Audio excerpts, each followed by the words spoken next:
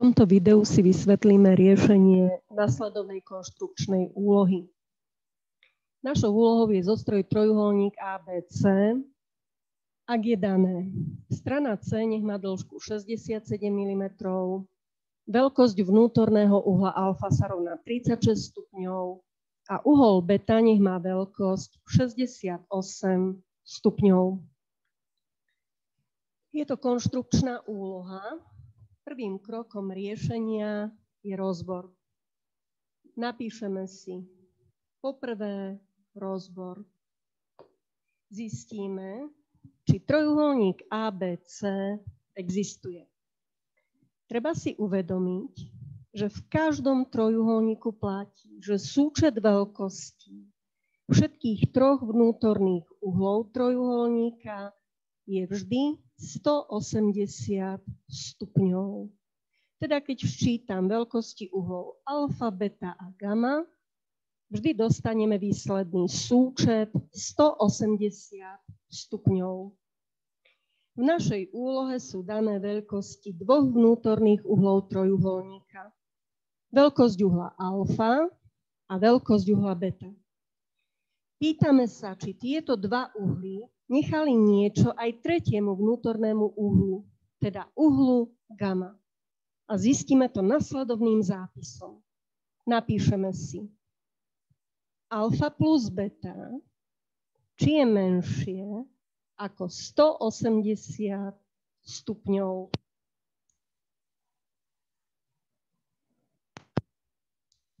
V ďalšom kroku za alfa dosadíme 36 stupňov, za beta dosadíme 68 stupňov a skúmame ďalej, či tento súčet bude menší ako 180 stupňov, teda tá hodnota, ktorú majú všetky tri vnútorné uhly spolu. 8 plus 6 je 14, 7 plus 3 je 10. Na ľavej strane nerovnosti sme dostali 104 stupňov a pýtame sa, či 104 stupňov je menej ako 180 stupňov.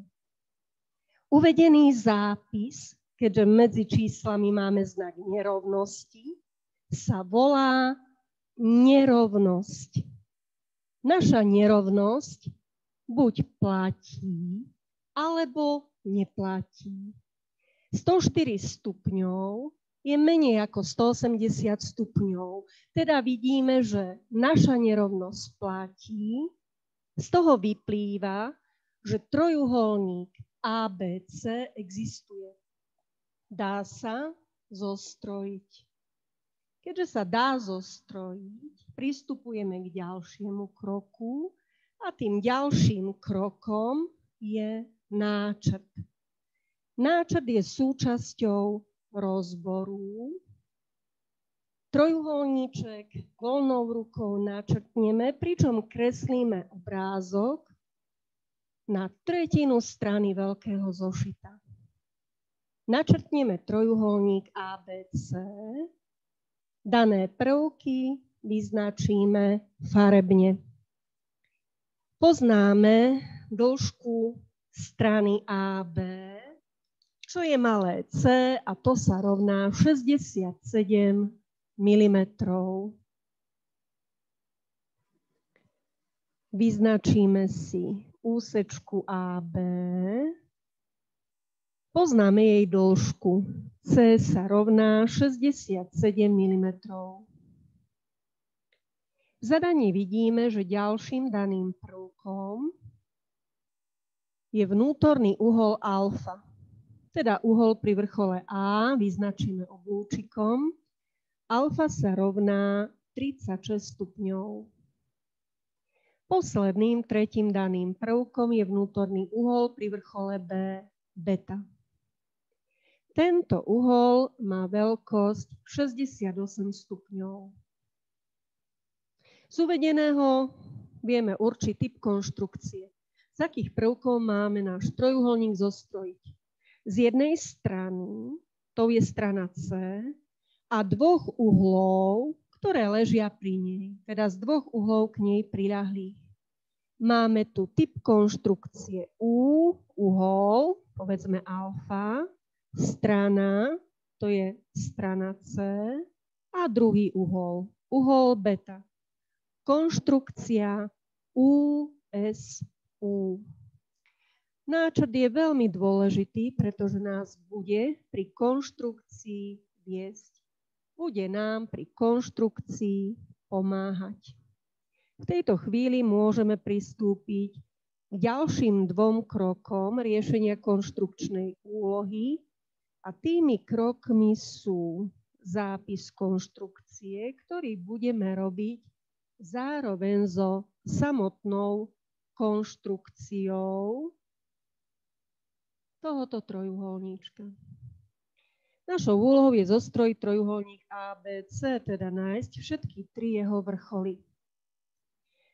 Narysujeme si tenulý linko, takmer neviditeľne priamku. Na tejto priamke budú ležať prvé 2 vrcholy trojuholníka, body AB. Na konštrukciu si necháme dosť miesta. Bod A volíme na priamke ľubovoľne. Na tejto priamke leží ešte druhý vrchol, bod B. Pozrieme sa na náčrt, aby sme si uvedomili, v akej vzdialenosti od bodu A leží bod B. A v bode A stojí Adam. Bod B, v bode B stojí Boris. Aká je vzdialenosť medzi nimi? Pri pojme vzdialenosť máme na mysli vždy najkratšiu vzdialenosť. No, vidíme, že tá vzdialenosť je 67 mm. Vezmeme si kružidlo, alebo túto vzdialenosť obmeriame pravítkom. Teraz to urobím kružidlom. Do kružidla 67 mm. Ihlu zapichneme do bodu A, teda prvého vrcholu trojuholníka a narysujeme oblúčik tak, aby preťal našu priamku. Dostávame druhý vrchol trojuholníka, tým je bod B. Zapíšeme si prvý krok riešenia konštrukčnej úlohy. Z celého budúceho trojuholníka máme zatiaľ zostrojenú jeho jednu stranu, úsečku AB, čo si zapíšeme do zápisu konštrukcie. Tu len ukážem a vysvetlím, čo povieme v prvom bode zápisu konštrukcie. Z celého trojuholníka máme zatiaľ len jeho jednu stranu, to je úsečka AB. Niečo o tejto úsečke prezradíme. Poznáme jej dĺžku. Nebudeme písať slovíčko dĺžka úsečky AB. Namiesto slovíčka dĺžka použijeme kolmé zátvorky, ktoré nám toto slovíčko nahradia. Dĺžka úsečky AB sa rovná, pozrieme sa na náčrt, malé c, a to sa rovná 67 mm. To je prvý bod, ktorý si zapíšeme do postupu alebo zápisu konštrukcie. Takže už to máme predpripravené. Tak. Čo sme zatiaľ použili? Zatiaľ sme použili prvý daný údaj a tým je dĺžka strany AB. Pristupujeme k ďalšiemu danému údaju. Týmto daným údajom je veľkosť vnútorného uhla pri vrchole A, teda veľkosť uhla alfa. Ak chcem zostrojiť uhol danej veľkosti, potrebujem na to pomôcku uhlomer. Keď sa na uhlomer pozorne pozrieme, vidíme, že stupnica uhlomera má 2 nuly. Jedna stupnica vpravo 0, druhá stupnica vľavo 0. Aby sme neurobili chybu pri voľbe stupnice, pomôžeme si náčrtom. Náčrt nás pri konštrukcii vedie.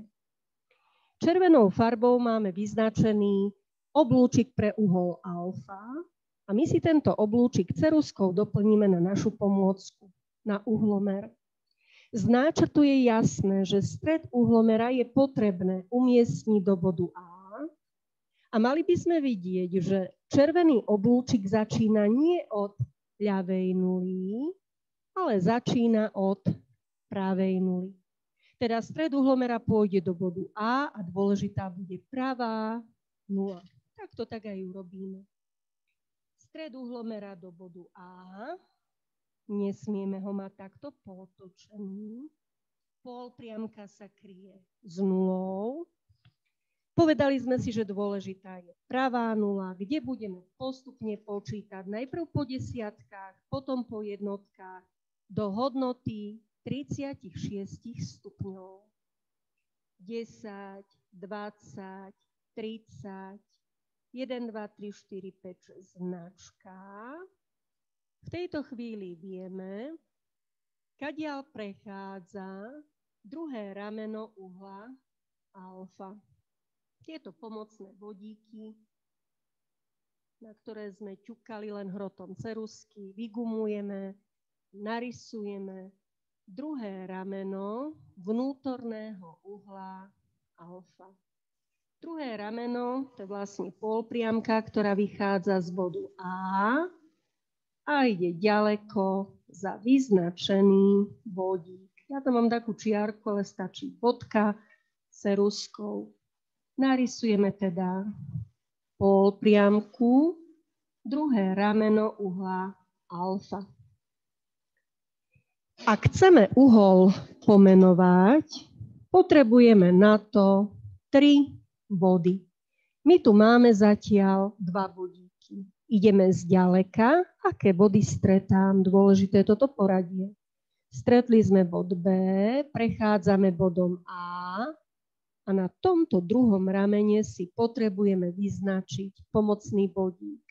My vieme, že na ňom bude ležať bod C, ale nevieme, ktorý z týchto nekonečne veľa bodov je hľadaný bod C. Preto použijeme v tejto chvíli pomocný bod, ktorý si pomenujeme X. Umiestnime ho na ľubovoľné miesto tejto polpriamky. Tak. Uhol pomenujeme. Teda ešte raz.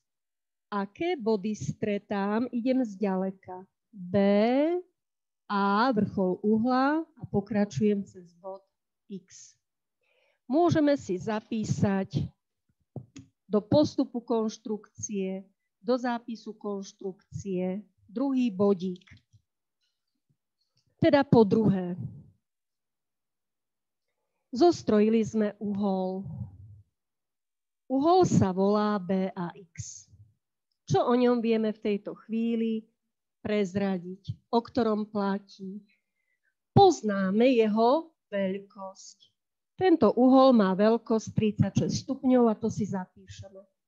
Opäť nebudem písať slovíčko veľkosť, ale použijeme nám už známy symbol kolme zátvorky.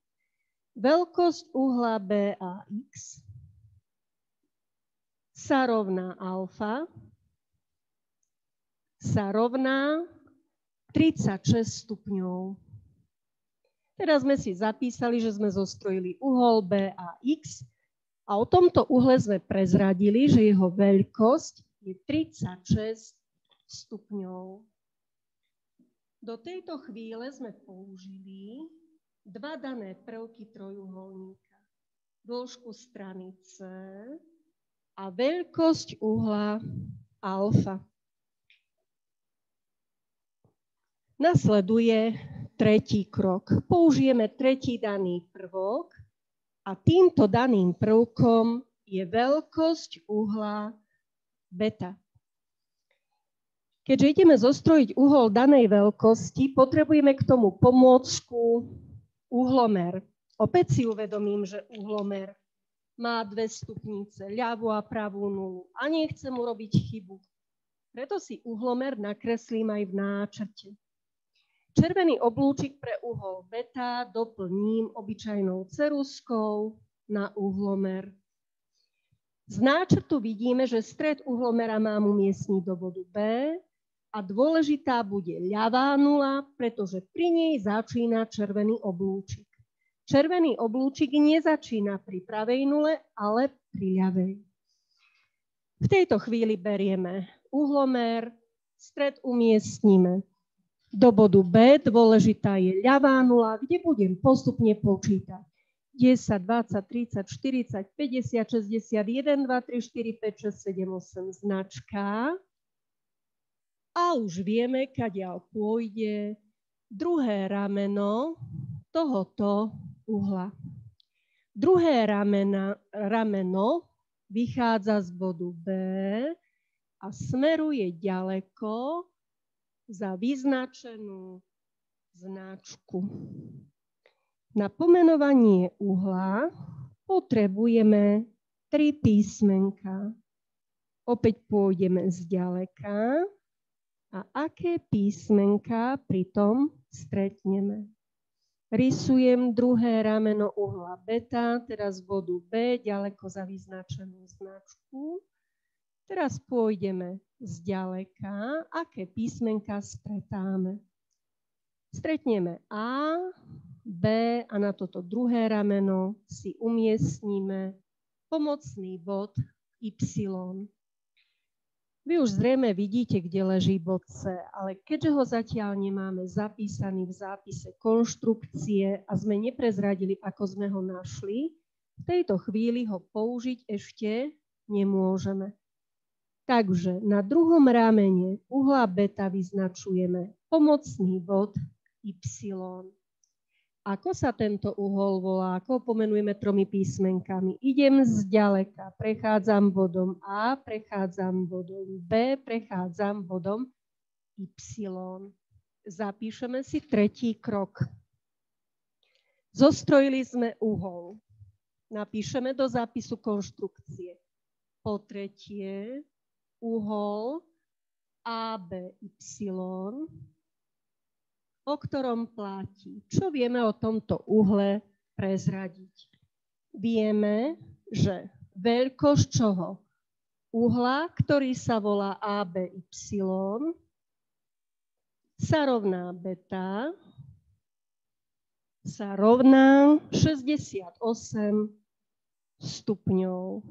V zápise alebo postupe konštrukcie máme poznačený 3. krok. V tejto chvíli si uvedomíme, že sme už použili všetky 3 dané prvky. Použili sme dĺžku strany C, veľkosť uhla alfa, veľkosť uhla beta. Použili sme všetko, čo sa použiť dalo. Teda by sme mali presne vedieť, kde sa nachádza 3. vrchol trojuholníka a tým je bod C. Bod C leží na križovatke 2 cestičiek.